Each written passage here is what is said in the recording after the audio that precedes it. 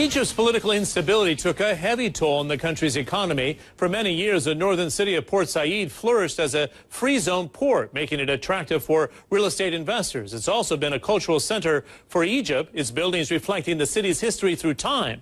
But now, with the lack of security and municipal supervision, many residents fear Port Said could be losing its identity. Ian Lee visited the coastal city to see what steps are being taken to protect its heritage.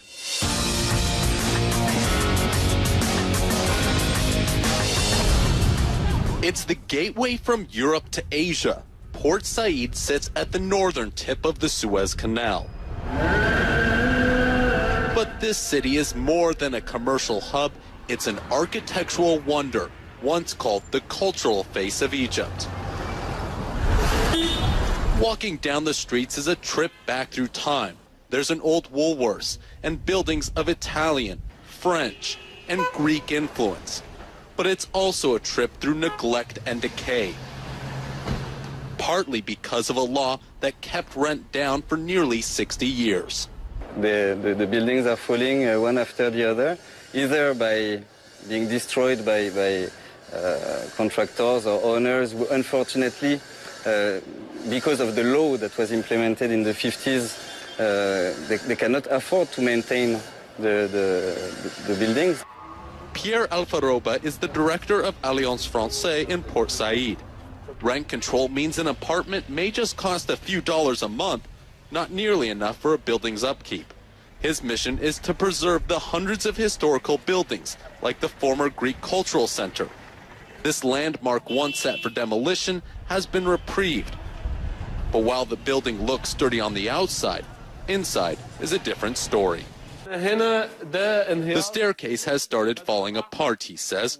There is no point in restoration because the building is empty. Developer Tamer El-Hamzawi shows us around what remains of the cultural center. Cracks run up the walls, plaster falls from the ceiling. There are holes in the floor. El-Hamzawi wants to rip it down and put up a larger apartment building. For now, he can't. Over 500 buildings are on a historical registry, supposedly safe from demolition. But there's a loophole activists say developers are using to tear down these structures. There is corruption. Contractors give bribes to the people with the authority to make decisions about these buildings, says Rania Salem. Then they sign permits saying the building is unsafe, which allows for the demolition of the building. The government denies there are any backroom deals. Strapped for cash, government engineer Sahar Lotfi says money to preserve the buildings will have to come from outside. UNESCO can help financially, technically, and morally to preserve these buildings, she says.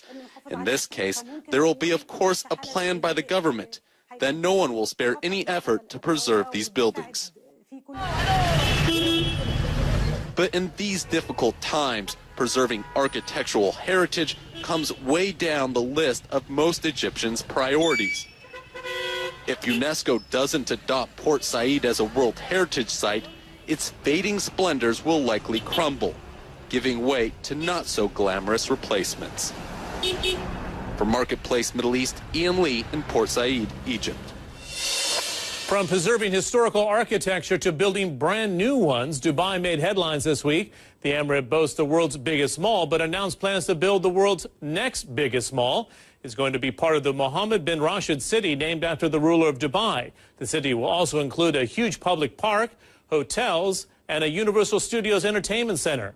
Although details of the cost and the timescale are not still clear, the developers Emaar and Dubai Holding hope the massive project will attract some 80 million people each year. Also this week, Hamas announced that Israel's 8-day bombardment on Gaza will cost $1.2 billion in direct and indirect damages. The cross-border fighting ended with a ceasefire, but left more than 160 dead in Gaza and 6 in Israel. Hamas says 200 homes were destroyed and 8,000 buildings were partially destroyed. Now, for more about the program or to see those stories again, visit our website, cnn.com/MME, or you can check out our webpage in Arabic as well, arabic.cnn.com/MME. And that's it for this edition of CNN Marketplace Middle East. I'm John Defterios. Thanks for watching.